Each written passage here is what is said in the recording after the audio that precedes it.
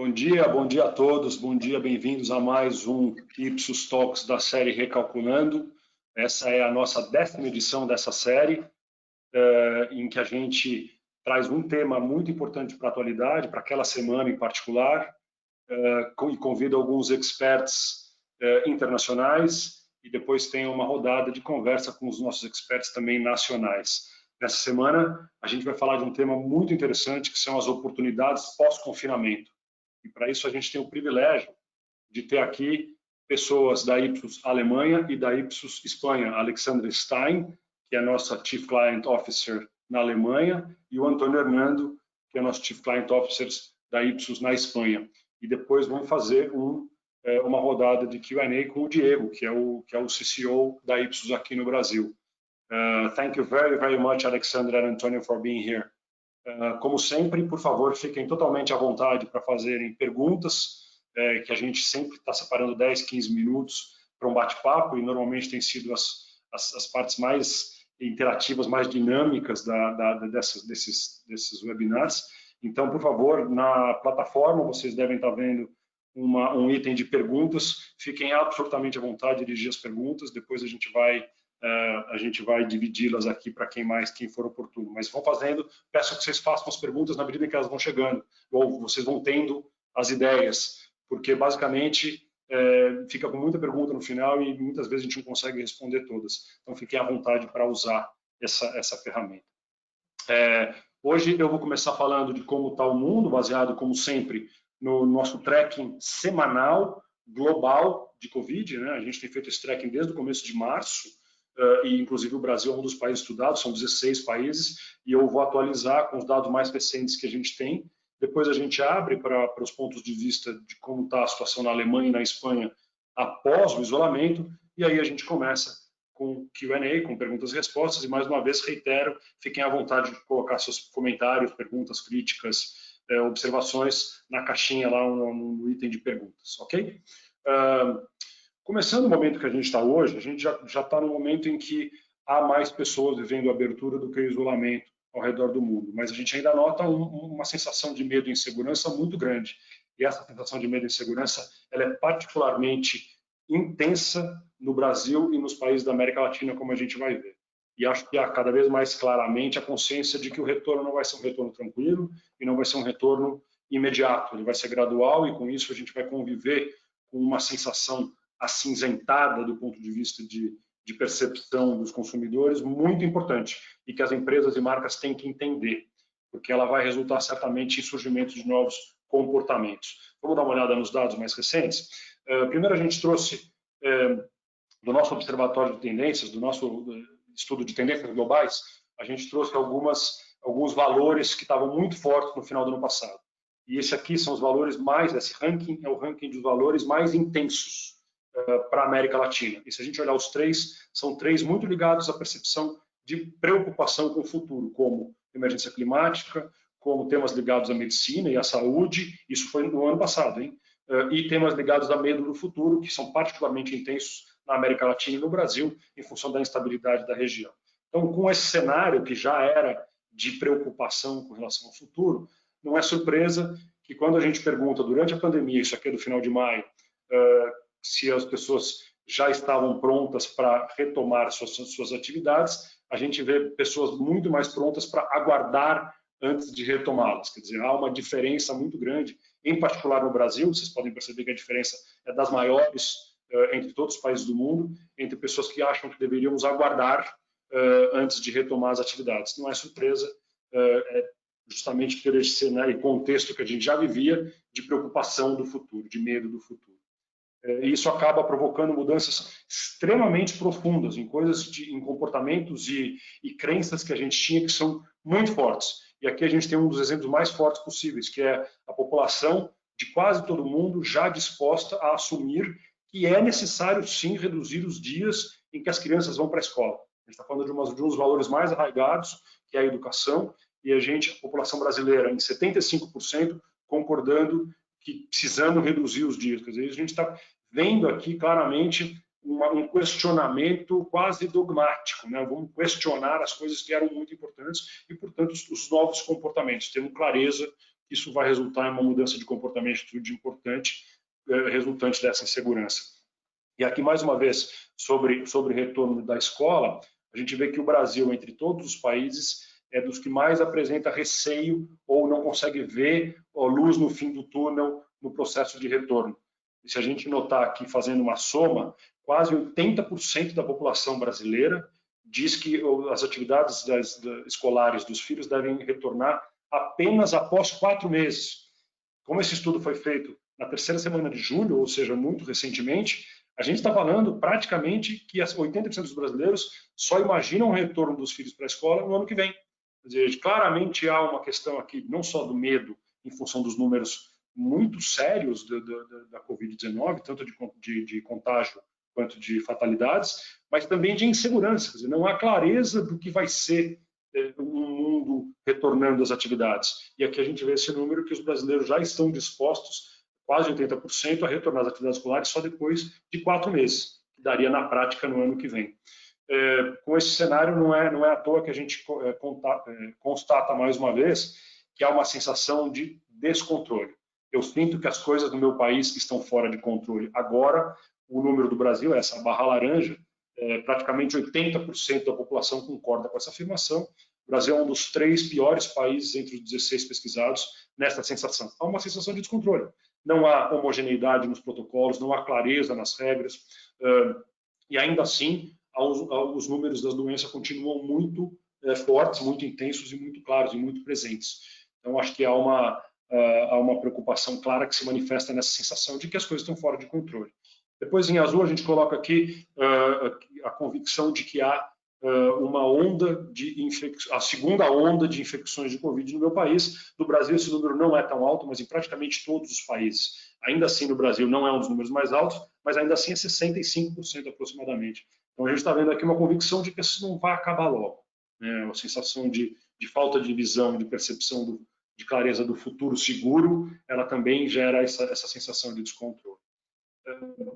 Uma outra informação que corrobora esse momento é que a gente tem um índice de concordância no Brasil dos mais altos, mais uma vez, entre todos os países pesquisados, para a seguinte afirmação: pensar em retomar as atividades normais após a pandemia me faz sentir muito ansioso.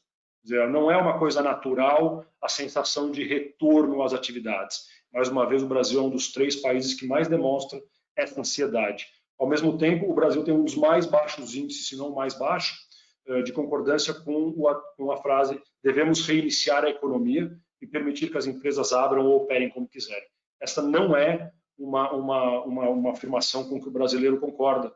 Então, mais uma vez, a gente vê aqui uma enorme diferença entre a sensação de ansiedade e a permissividade, né, e a liberdade para o comércio ou para as atividades empresariais retornarem. Então, a gente tem uma clareza, mais uma vez, que na população brasileira há uma sensação de muita insegurança, sim.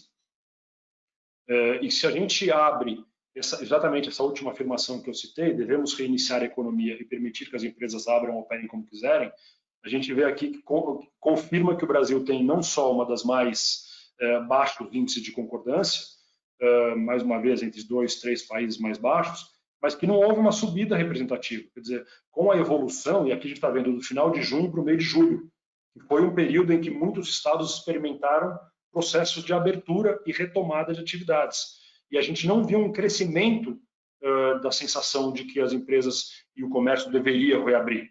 Né? Foi só de 44% para 48%, se vocês olharem aqui, é um dos crescimentos mais baixos. Há países, evidentemente, que isso cai, como notadamente o México aqui na América Latina, porque os números também começaram a crescer exatamente nessa fase.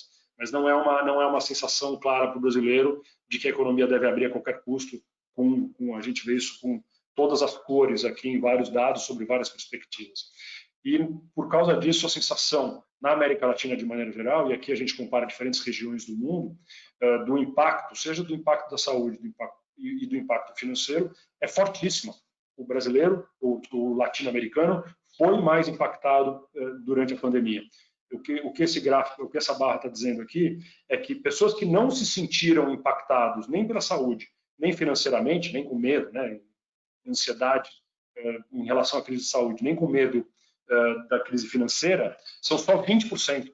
É um número muito mais baixo do que nos outros países. Ele é menos da metade dos números nas outras regiões. Só 20% acham que não foi impactado. Todos os outros aqui a gente vê, esses outros 80% foram impactados ou fortemente pela saúde, ou pelo medo da saúde, né, da doença, ou pela situação financeira, ou por ambos. Ambos aqui na América Latina são 40% que se declaram impactados e preocupados tanto pela crise na saúde quanto pela situação financeira. É um número altíssimo. Então não é surpresa quando a gente não só vê uma relutância da volta do brasileiro às atividades normais, né, a abertura, a retomada do comércio, da atividade econômica, ela vai além da mera abertura regulamentar e formal, ela precisa que a população sinta-se à vontade e segura para voltar a frequentar os lugares. A gente viu aqui, por exemplo, no exemplo da escola, que a gente citou, que isso não está acontecendo no Brasil. E, além disso, um outro efeito que a gente imagina é um efeito de muito cuidado nas despesas. Esse é um cenário de crise aguda e que o impacto financeiro é alto, como a gente está vendo aqui nessa informação, e que deve resultar em uma racionalidade, uma preocupação nas despesas muito maior. Isso não só atrasa a situação, o retorno, né, da atividade econômica, a recuperação econômica, mas também coloca alguns desafios para a gente como empresas, como marcas que gostaria de fazer parte da vida das pessoas. Esse é um momento, o pano de fundo que a gente está vendo, baseado em informações do campo na terceira semana de julho, portanto, informações bastante recentes, bastante frescas aqui que a gente está apresentando. Acho que, em termos de oportunidade, eu acho que as marcas e empresas precisam perceber esse momento. Nunca foi tão importante compreender a sensação das pessoas. Eu acho que nos últimos anos a gente estava vivendo um momento em que a mensuração das atividades mercadológicas ganhou muita importância. A gente hoje mudou um pouco esse canal e está num canal em que a compreensão das pessoas passa a ser mais importante. E é só a partir dessa compreensão dos momentos e novas necessidades da população é que a gente vai conseguir acompanhar as atividades, atender as expectativas e fazer parte dos novos rituais, que estão incrivelmente presentes. Se a gente olhar a nossa mesma rotina, ela é carregada de novos rituais. E a gente precisa entender esses novos rituais para conceber qual é o papel das marcas. E aqui no Brasil, eu acho que a gente tem um fator adicional, um complicador adicional, que além da crise econômica e a crise de saúde, a gente tem uma crise política. A gente está vendo um conflito entre as autoridades que não ajudam em nada nos protocolos, na clareza, na segurança da população, e infelizmente isso adiciona um processo de segurança e deixa um espaço maior ainda para as marcas, diga-se de passagem, que foi nosso tema em 2 webinars atrás, de que há um vácuo a ser preenchido pelas empresas e marcas, que muitas delas têm sido feitas, vem fazendo muito bem. Well, with this, I finished the first part, and I would like to hand over the presentation to Alexandra Stein, the CCO for Ipsos Germany, and after her, we will have Antonio Hernando from Spain. Alexandra, thank you very much for being here. It's a pleasure to hear you. Thank you so much, Marcos, for the introduction and for having me here. It's a great pleasure to be here with your clients. Thank you so much. So I hope everyone can see my screen now. Let's switch to Germany. And I'm very happy to talk you through the German story so far. Before we go into the details, let me just show you the overall situation. And I have to say, I'm very happy to be able to show you these numbers, as you can see here in the 2 graphs, for comparison reasons, because I'm comparing Germany with big US here. For comparison reasons, of course, all these numbers are calculated down to a total case per 100,000 inhabitants, so that you can really compare the 2 numbers. So what we can see, luckily in Germany, we have managed the first wave, I have to say, of the crisis quickly and effectively, as you can see here from the numbers. We started in Germany with a strict lockdown on March 22nd, and at this day have released our first huge governmental initiative plan around all the contract restrictions. The measures were effective, as we can see here on the development of the 2 different lines in the 2 graphs. So far, we have to say. But also we have to say that people sticked, and this is probably typically German, people sticked mainly to the restrictions, and in general everyone also thought that the measures were necessary and that the measures were justified. We have to say, though, that Germany was at the time of the crisis in a very secure health, social and economical situation, which of course has helped to manage the crisis in Germany. Shortly after the strict lockdown, which was then in beginning of May, the reproduction rate fell under 1, and with a few variations stayed there even after we opened our economy again. We have to say, however, that right now, in the last, let me say, 3 to 7 days, the media is starting to talk about a second wave, and that is because our reproduction rate is increasing and the number of cases are increasing again. And the reason for that is obviously that people are all on holidays. They all are, because you know, people can travel again, people can fly again, etc. So people are coming back from their summer holidays, and we are seeing number of cases increase, not strongly increasing, but slightly increasing. So we are starting to talk, and even politicians are starting to talk about a second wave right now. Now, getting back to these numbers that we have here after the first lockdown, what we can see is that employees switched smoothly to work from home at this time. And from representative employee research across many industries in Germany, we know that employees were generally very satisfied with the measures that their employers have taken. 73% say that their company has reacted in a good way to the crisis. 79% trust their employer in doing the right things. And this even meant a strong increase compared to before the crisis. So we can say that the crisis has helped to increase the emotional bond between employer and employee. And interesting, the same holds true for the relationship between the general population and the politicians. It has also helped because the politicians have reacted in a very consistent and very thought through way all over the country, even though we had federal states doing different things after each other, but then the general things that they released were the same. It was just a time difference, and that has helped to increase the trust and the bond between the population in our government, which is definitely a very important thing. Now, also, we rational Germans react somehow irrationally when it comes to daily needed consumer goods. With the rapid change of the living situation and with more people and kids at home, Germans have started to store groceries at home as everyone had all over the world. In the first weeks, these were the goods that had the highest totally overstated demand, as you can see here with toilet paper over 200%. Shelves were empty everywhere. Shop owners had to ask people to just buy what they needed in a normal quantity. In this time, the politicians played an important role again in Germany, as they confirmed over and over to the population that everyone will have enough to eat, that shops will get their supplies, which then, in the end, quickly de-escalated the situation at the retail space and has helped the overall situation.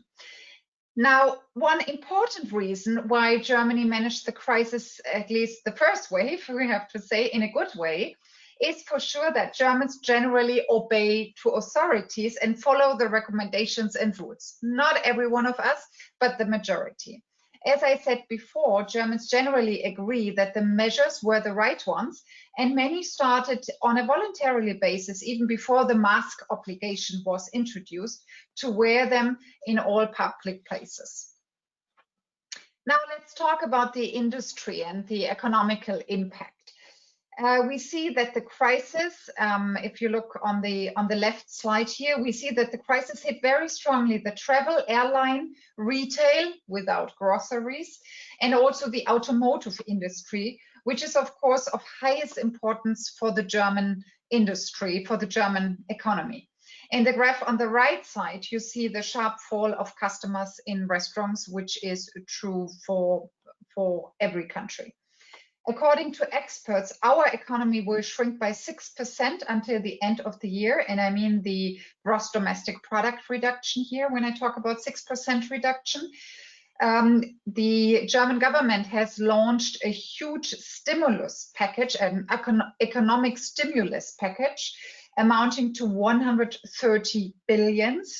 And this included also a governmental supported short working model, which relieves companies' cost structures for at least a year. And right now they are discussing to increase this short working period, which is budgeted and supported by the government, by maybe another 6 months or maybe another 1 year. The winners of the crisis in Germany, as in many other countries, definitely was the digital industry. So on the other side, you see all the winning sectors here on put together on this slide. Everyone used home deliverables, groceries, online pharmacies, video streaming, and e-learning were clearly among the winners of the crisis. And we definitely see a strong shift towards digital industries and digital purchasing.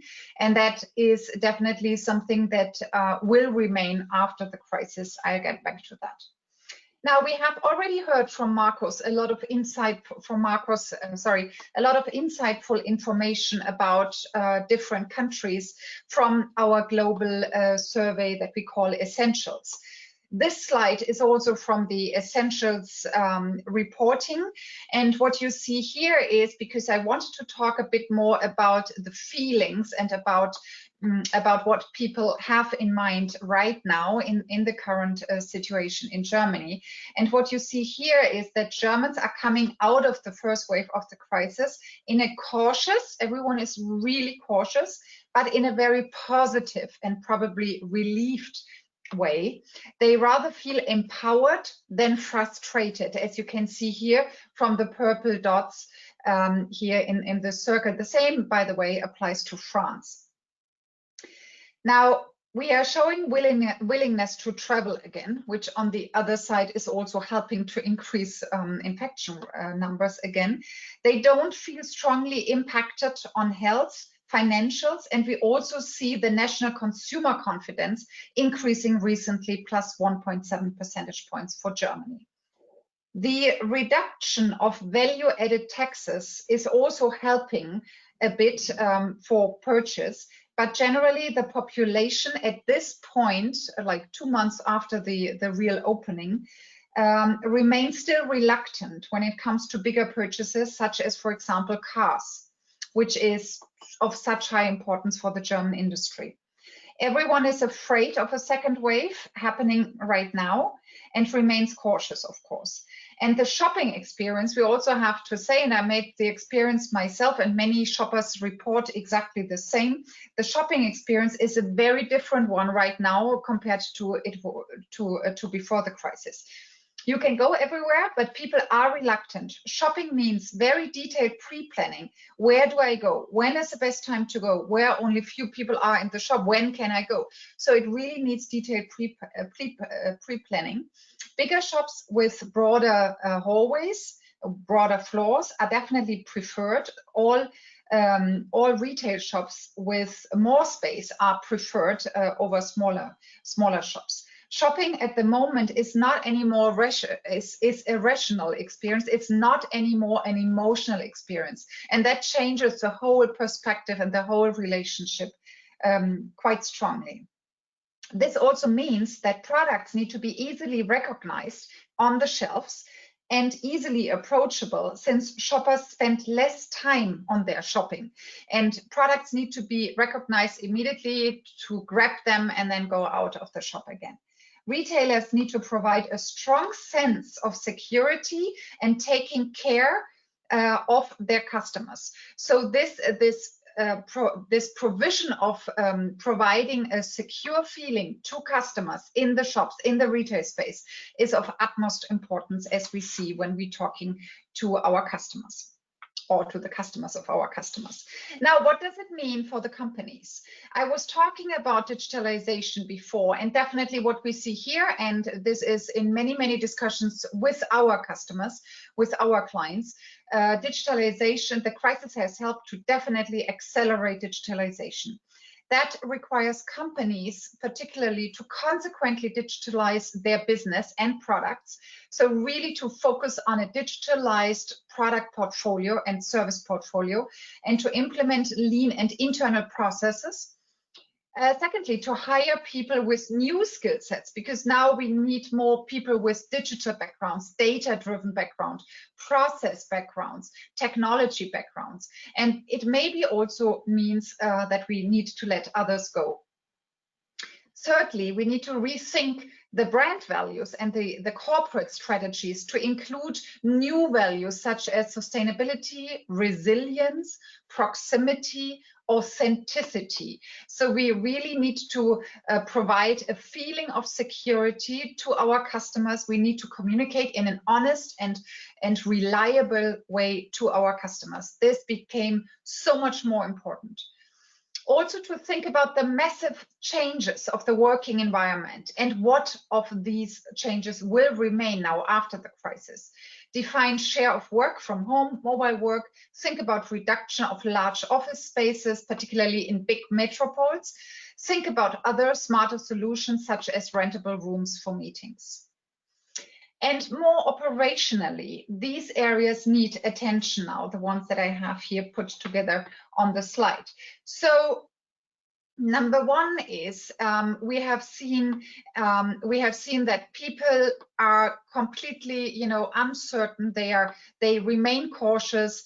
Their behavior has changed completely. So we need to stay absolutely close to understand what is the new requirements and the new expectations, and how do people feel secure, and how do they feel well understood, and how do they buy more, obviously. So we need to measure people's new behaviors, analyze what has changed and what has not. Secondly, we have to assure the implementation of the distance and hygiene rules across the retail landscape, as this definitely matters to our customers. We have to understand how consumers are perceiving you as a brand and as a customer, and how satisfied they are with the customer experience, which is changing right now a lot, and where the expectations are increasing, and where really it makes a difference between one brand to the other brand in the same category, how they behave and how serious they take customer needs. We have to understand the bigger ecosystem. We need to be very actionable, very efficient, and need to think about integrating different data sources, including a connection to CRM data. We have to be even faster than we ever were before, more customer-centric, and of course we have to launch a more digital service portfolio or product portfolio. And in this context, we need to explore new product and concept requirements, include usability testing. This is definitely a big area where we are working with our customers now coming out of the crisis, because everyone sees we need to launch new digital services. We need to be close and we need to be fast, and this is a big bulk of the business we're doing right now. Also seek for help to implement leaner cost structures and processes internally and externally. For example, one thing is that we also discuss with some clients at the moment is how can we reduce the number of outlets for a retail chain, and how can we be more effective. And lastly, we should not forget the own employee engagement. So we need to understand our employee engagement and the satisfaction levels. And with that, I'm happy to move over to my dear colleague, Antonio. Antonio, to you. And let's go to Spain now. Thank you, Alexandra. Can you hear me? Can you see my presentation? Yeah. Yeah. Ok. Bom dia. Muito obrigado por me convidar para este seminário. Infelizmente, meu português não é bom e suficiente para fazer a apresentação. So I move to English. So I will put this bigger. Okay, let's start by summarizing some data on what happened in Spain. In mid-March, we started the lockdown, and we have been for around 3 months with different degrees of mobility and business opening. Since 21st of June, the beginning of the summer, we already have total freedom of movement, and the shops are already open 100% of their capacity. Well, assuming that we have to maintain the safety and protection distance that we already know and are part right now of our lives. You know, unfortunately, Spain is one of the countries where the pandemic has affected the most. In these months, the economic situation is being very dramatic. A main part of the Spanish economy is based on tourism. There is a fear of traveling. Many hotels, restaurants have not opened because there is enough people, enough business. So, and also at the same time, our business, our companies are made up of small and medium-sized companies, 95%. That means that 95% of our companies have 5 or less workers. So this business cannot open their business, and a lot of families are having a difficult times. As Alexandra said, what is the main difference with your country? The government, the helps of the government. The government and the European unit are injecting a lot of money to our economy, so people can compensate their losses or part of the salary that the companies pay their workers, supplementing the difference, the gap.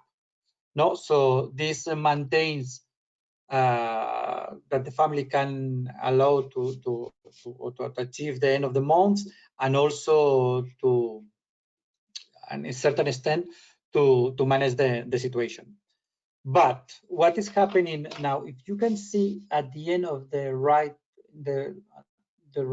chart, after 15 days of that the government give us the opportunity of 100% of mobility, the number of rate of cases have returned to the initial ones that we had at the beginning of the pandemic. Why? Because the freedom starts with the summer. Everybody wants to go out to the beach, so on, and then the number of the cases raises a big number.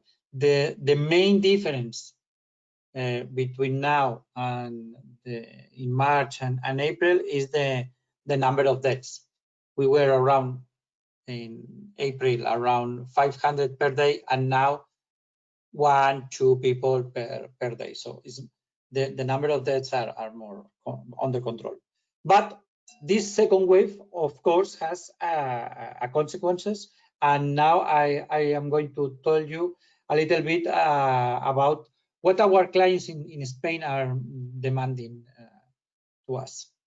As I said, the impact on the people is incredibly hard. We are in the middle of the Germans and LATAM. Our gross product, national product, goes down 18%, 18. In Germany was, as I understand, Alexandra, around 6. In States, 9, and we are 18% with an employed rate around 20%. So it's a quite difficult situation, and the companies, our clients, have to be conscious of that in order to prepare their offer or to adapt their offer to this new reality or this new scenario.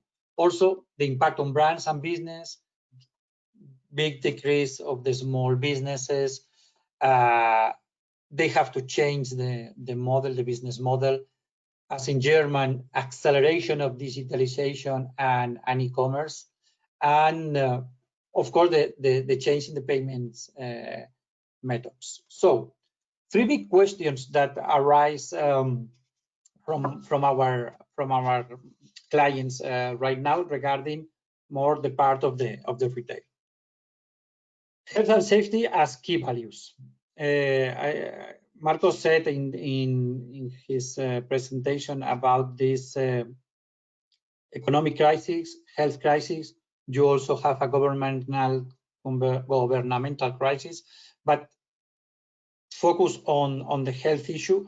The COVID has had a real impact in brands, but also in retailers, and they have to take safety and hygiene measures for the opening. And of course, this impacts on people's life. For instance, 73% of customers in Spain, they are making fewer trips to the store. So this with a big basket of shopping, but reduced times. Also, 59%, they don't feel really comfortable with the delivery companies. Not only the food companies, but for instance, the Amazon ones. So we have to be reassured people that they are in the safety mode when they are going to shop, or when they are going to receive some goods at home. Digitalization of everything. The lockdown has opened the door to online work in an intensive way. In Spain, we had a really online was very normal, or was increasing a lot in the last years, but now is raising the high. For example, in Spain, beauty products, we love to go to the malls for the beauty products, but in January, 25% of this shopper was online, and right now, after May, is 46%. So we need to analyze our omnichannel strategy in order to understand the new path of the purchase. And last but not least, we cannot forget the recession as a pressure factor. In Spain, as difference of Germany, only 2 out of 10 are optimistic about the next future. The main part of the population considers that if we don't have a lot of more waves, the recession, or we will back to numbers of before the recession at the end of next year. So we are not really optimistic. So brands have to think about how to deliver this value equation, adjusting to the new reality. So some visions to the future. I love to start these charts that shows on the axis food, retail, restaurants, travels, hotels, and you can see that at the beginning the food we have gathering a lot, and they are going to still growing during this year. But if you see restaurants, that here shows an upward trend, because the second wave was expected to autumn, but the second wave is right now. So this curve now is flatter than expected, and this have an important consequence in the economic of Spain, because as I said before, main part of the Spanish GDP is based on the tourism, and go out of home, go to the restaurants, go to the beach, and to push the summertime. So, but at the end of the day, in Spain, we can say we are very simple. When we ask Spanish population, what do you want, or what you are expecting, they say, I want to return to pre-crisis situation. Go outside home, go on vacation, of course now prioritization national tourism, and go back to my shop, to establishment, to use and to go to the market where we purchase usually. Again, an example of fashion sector. With the reopening, the fashion sector begins to soften. It drops in revenues, as you can see. Before crisis, that was a sector that was growing +6%.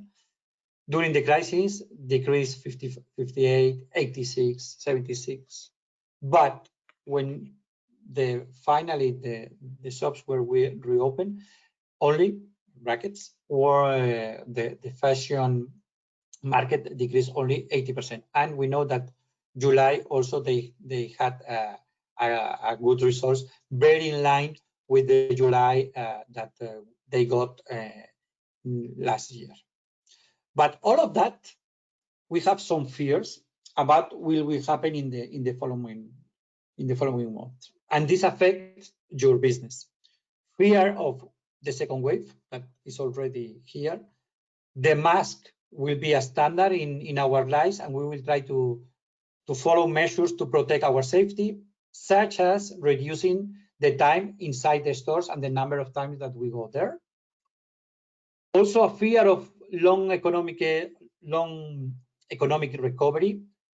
We expect that will take longer as we foresee, and of course, this affects of our purchase power. And as Alexandra said, that the government is thinking on how to push again the economy during more 6 months or 1 year. In Spain, this is not going to happen. This has been one shot. At the end of the day, all of this, at the end of the year, all of this help will finish, and we are really worried about what is going to happen in January, February, in the first quarter of 2020, because these helps of the governors will not be stay anymore. And then teleworking. We have to recognize that we were not ready for that. We were not ready for teleworking. We were not ready to work at home. In Spain, we started, at least in the big cities, but the economy has to move around that and need to easier the life of the employees for this new reality. So with this situation, with these fears, we can deduce several things. The food market is growing, but will be grow more than expected. Why? Because as we said, the restaurants industry is recovering, but in a slower pace that we expected. So that means that with the working at home, that means that if restaurants are closed, I'm going to spend more hours working at home. The food market will increase because I am going to stay more at home, or because when I go to work, I will prepare my own tupper because it's more safe. Also, as I said, the numbers of trips to supermarket will be reduced. Of course, the purchase will be larger, but the number of times that I go there will be reduced. This affects the number of retailers that I'm going to visit, of course. The study says that we are going to more local or more close supermarkets that we were in the past, at least in Spain. We are going to buy cheaper, and you have to analyze this value equation. Of course, buying cheaper means that private labels can grow, and we need to find the ways to fight against these circumstances with a more value in our brands. And a very clear statement of the 90% of the Spaniards is focus in our buyings on basics, the basic of our basket. Doesn't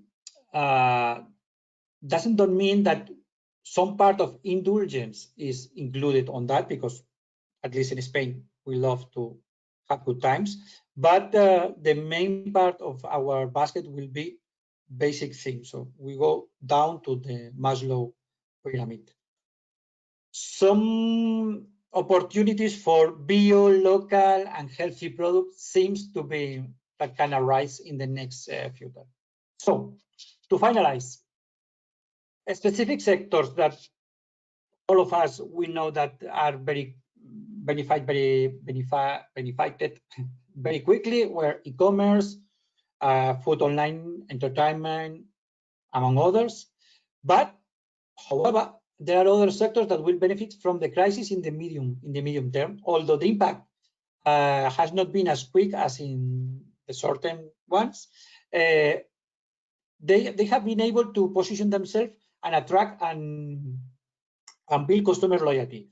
Here we can see the virtual workout services, e-learning service for adults, educational support, economics facilities and liquidity to pay our mortgage.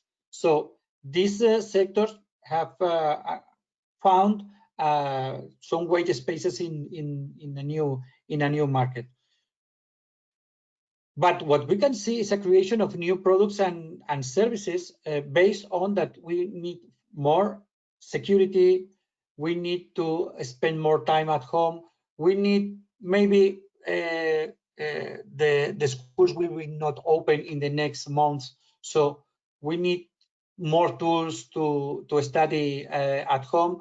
Also, we need people can help us if we are working some time at home or we are working some time at office. So all around that will be welcome and will grow.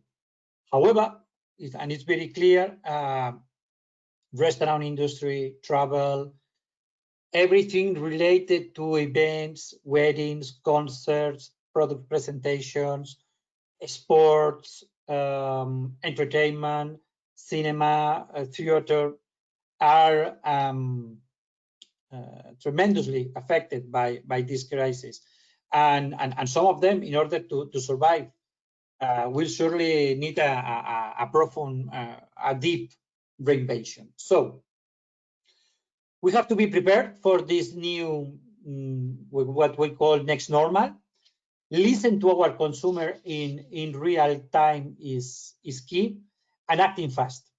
If we listen to our consumer now, they will join us in the next normality. Muito obrigado por seu tempo. Passo a palavra a mi colega Diego.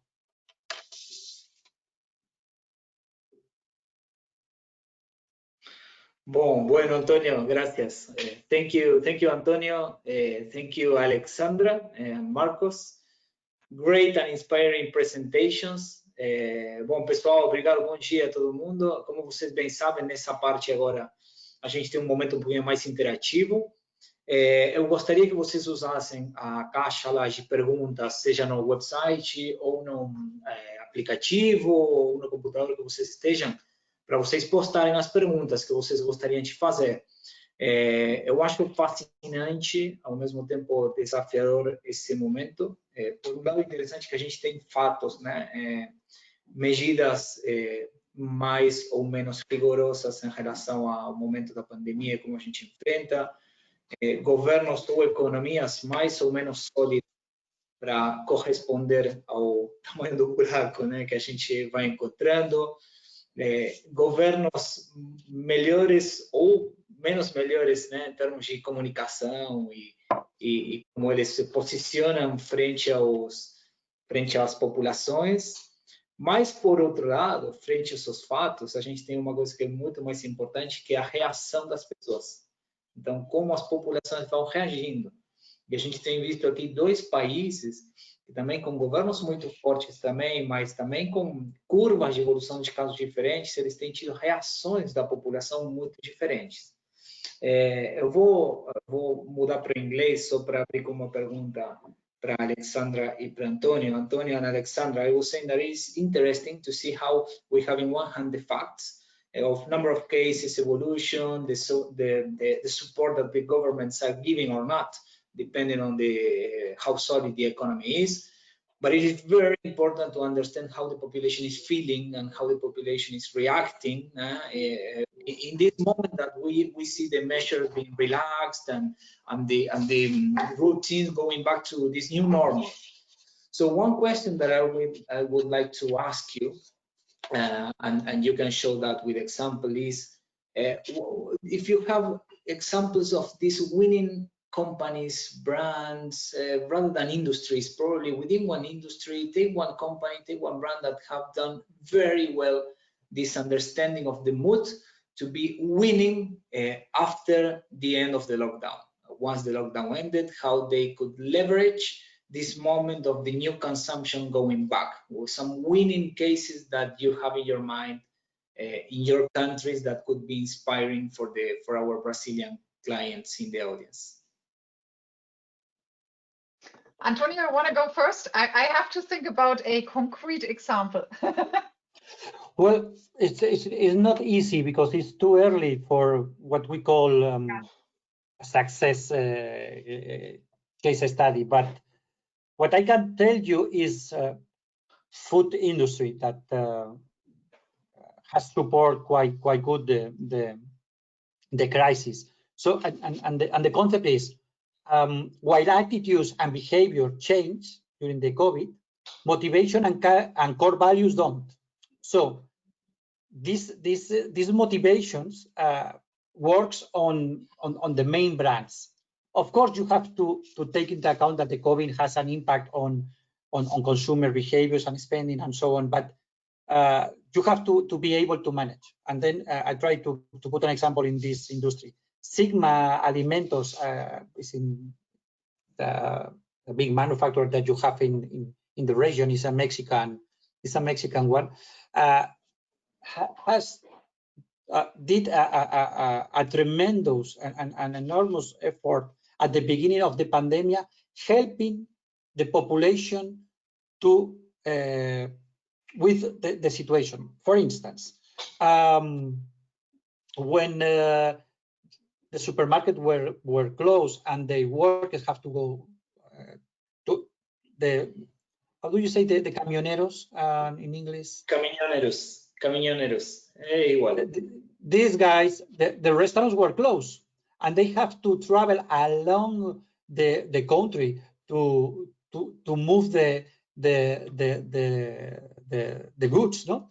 And what they did is, for all our camioneros, you will find in our offices food, water, all what you need to have a more enjoyable experience, because you are helping to the society to do that. Then when we go to a normal life, they offer to the society more reduced prices, because they are trying to help, stating that we are not to reduce our quality, but we know that now we have to be with you on that situation. So we offer the same quality with the same time, but in a reduced price, in order to help you in your everyday life. And we know that they published the result of the first quarter, that they were growing 12%, and we know that they are doing, at least in Europe, they are also growing another 10% in this at the end of the semester. So when you try to help the others, put in their shoes and giving them, okay, I'm here to try to give you what you give me during the normal period, this is a good example of. Good. Very good. I just would like to add, because I agree it's a bit early, but and I mean, we have shown the industries and the sectors that are more successful, or that seem to get out of the crisis more successful, such as food delivery service, streaming, education, I mean, all the digital services. But what I really can say, and that is interesting when I discuss with consumers, is really that within any industry, there is good and not so good, yeah? And it is of utmost importance right now how companies, how brands, how products or manufacturers behave towards their consumers, whether they really care or whether it's advertising and whether it's just trying to sell. selling is not the point right now. It's really caring, it's helping, it's supporting. And I mean, just even I could give you a concrete example from the travel industry, because right now, you know, people start to travel again, but there is so big differences between a travel agent who is really helping you and really trying to make it happen, or even, you know, cost-free cancellation, offer cost-free cancellations at the moment, or others who, you know, where you are not able to get hold of any person at all, you just talk to machines, and people are crazy. And you can see in the internet right now, you can see all the negative experience that people are making at the moment. So my point is, within any industry, it will be very important how you communicate and how honest and how real you take customer concerns at the moment. Yeah, I can add one example that comes to my mind. The insurance companies, they are doing a really good job in Spain. Usually in Spain, you pay for your car insurance or your health insurance for 1 year. Now they decide that you can pay month by month or day by day. Yeah, good. And Yeah, go ahead. To apply this comments to Brazil, I guess that there is a particularity here that there was a void left by official authorities in terms of giving confidence, of transmitting safety to the population. And this void was occupied by several brands. So in this sense, I would say that the brands that are winning, the companies that are winning this space or gaining space here, or are going to come out bigger than they enter the crisis, are the ones that are occupying the void left by authorities. Meaning they are speaking out, they are doing stuff, they are thinking of the legacy. And I think this is a brave thing to do. And very often in a country like Brazil, extremely polarized, companies were afraid to speak out. So I guess that this honestly is it sets out a new path of being helpful to the society as a whole. And just one last comment, and it adds a complexity in the brand management protocol or processes, which is to understand what's going on with the country. This is no longer something that you can ignore. It's extremely important to understand how the population is going, and not only what they think about my brand or how they interact with my category. Extremely important now to understand every implication of people's life. And this is a big change towards complexity and more society friendly, I would say. Companies are taking over a lot more responsibility these days, yes. Yeah, no, and it is exactly as we are saying. We have these, you know, variables in the country that are actually impacting how the population is feeling and what they can expect. And it is interesting to hear that, in fact, there is not also a single answer for you to be a winning company in this pandemic. And it is actually try to understand what people is expecting, because you brought cases of people expecting security in terms of traveling, for instance, and the companies giving support in this. We are also seeing, depending on the category, people expecting affordability. And this is where the company needs to address this. So for that particular situation, what the people are expecting, right? So I have one interesting one. This is specifically to Alexandra, but I think that Antonio and Marcos also can contribute as well. It is, Alexandra, you got the attention of one of our clients here when you mentioned about the relevance on employee engagement. It was in the beginning of your speech. That was key. Antonio talked about that recently as well, but can you talk more about that? What have you seen? What are you referring to exactly, and what companies should care about in terms of employee engagement? So I was also mentioning the complete new models when it comes to working environments, because all the working environments needs to change a lot. And I mean, for example, in Germany, we also have have a department at Ipsos that that is closely working with employee engagement, and we have conducted lots of research in this context to understand really how satisfied and how engaged are our employees cross industries in the companies during the crisis, which is also very, very important. And as I have said, from this research, what we have learned is that in general, in Germany, it's a bit different in other countries, that employees were very satisfied with the different measures that their employers have taken, and that can lead to a strong positive bond and relationship with your employer, which will help you getting out of the crisis to stay with your company and to bring in all these new needed digital ideas. Because the worst thing that could happen right now is that people are, of course, everyone is frustrated, everyone earns less, the economical, the financial, maybe even the health situation is terrible. So what we need as strong brands and strong companies is engaged employees who help us manage the crisis. And I'm strongly convinced, and we have seen this in parts in Germany, that employees who are through the crisis even more engaged with the employer than they were before, they can act as very strong brand ambassadors for your brand and for your products long term. And this is much better than any advertising, I can tell. Awesome. Well, it's merely the same. Here the word is flexibility. So the capacity of the company to adapt to the circumstances. So if you are in a lockdown, the company or half a half lockdown, or you have childs, or everybody knows that now we have to work more hours, but our salary is reduced.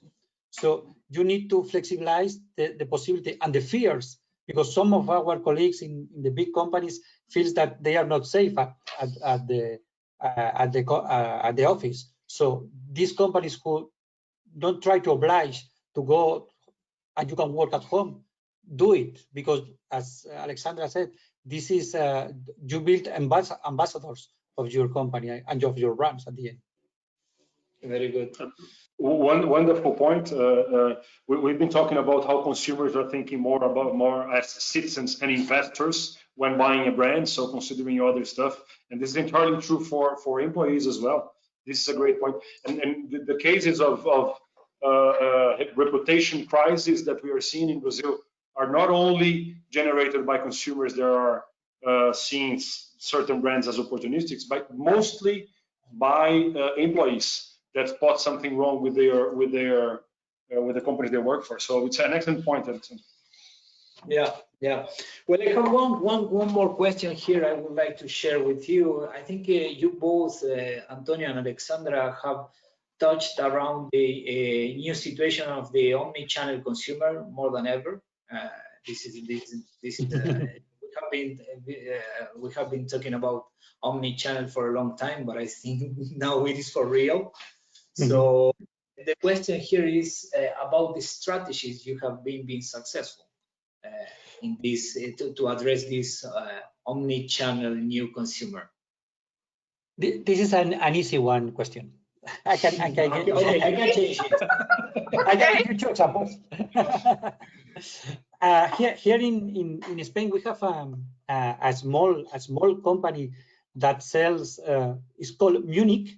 It's a German name. It's zapatillas, slippers, and with an Italian design, very fashionable, whatever. But it's a Spanish company, a small company, and with a long story. This start at 1940, 1950, and what they sold their products on physical stores, but also online. And with the lockdown, what they decide is, listen, people, I know that you love my slippers. I know that the summer is coming. So if you buy a voucher of 15 euros, I will give you another 50 euros that you can buy my slippers when the shops will be open again. Amazing. Amazing. Yeah. And I just, go. Sorry, Alexandra. No, I just wanted to quickly add, I think I mean, of course, it's clear, and I think everyone will agree that we need more digital services, products, because our whole life will change towards more digitalization. And I mean, nobody can say what will be the share in 1, 2, 3, 5 years. I don't know, because it definitely depends on how this all goes. But what I think is really clear is that the share of digital services and digital purchase will increase, and that this will remain. So one important point in this context is that we of course help our clients to develop digital services and products, but maybe even more important, that we help them to get good usability, because the digital usability is so important. And getting back to my point of engagement now, in this case, customer engagement, I think there's nothing worse than you're trying to buy something online and it doesn't work. So my point here really is, in the context of more digitalization, do not forget to test the usability or to ensure usability. That's the point. Good point. The experience, yeah, the whole experience is important. Yeah. So to increase your sales is basic that you develop a comprehensive strategy that offers same consistent message to be promoted in the different platforms where the customer can interact with your brand. So yeah. There are more touch points where you interact with them. Actually, yeah. Marcos, would you like to add anything? No. I mean, can I just very quickly add to this point? Sorry, because we have also done global research among car purchasers, yeah. And what we see is, because I mean, you know, Germans love to talk about cars, so I have to talk about cars. What we see is, I mean, I don't know, 99% have bought cars in the past in a physical store. Right now, people start to buy cars online, and that is really real. So, I mean, maybe 40% say that they could imagine buying a car online, but increasingly we see, you know, automotive manufacturers creating the environment and the frameworks, and people are more and more ready. And Tesla, of course, is going with a big master example way ahead of all the other German manufacturers. But this definitely, it will become true. And if this will become true, something that I would have never thought about, then we are really entering a digital age, and we really mean it. Yeah, impressive, exciting times. Guys, well, we run out of time. I really appreciate having you here, Antonio, Alexandra. It's been great to have you here today, talking and showing us what our next couple of weeks and months might look like in Brazil. So thank you very much. And now I will let Marcos finish our webinar e contar para todos vocês do próximo. Tchau, tchau, gente. Dankeschön, Alexandra. Gracias, Antonio. Very, very helpful, very insightful session. Thank you very much. Obrigado. Espero que vocês tenham se divertido tanto quanto a gente. Essas discussões são sempre muito ricas para a gente. Eu vi que tinha bastante perguntas acontecendo. Imagino que tenha tido muito envolvimento. Obrigado a todos. Pessoal, convido já vocês, já temos o tema da próxima semana, que vai ser no dia 12 de agosto, e um tema super bacana, perguntas frequentes dos clientes, quer dizer, quais são os temas que os clientes estão nos buscando, e quem vai estar com a gente vai ser a Lauren DeMar, que é líder global da nossa estrutura de Client Organization. Então, não percam, dia 12 de agosto, perguntas frequentes que os clientes têm feito para a gente. Bem bacana a sessão. Obrigado a todo mundo. Thank you. Bye-bye. Thank you. Obrigado.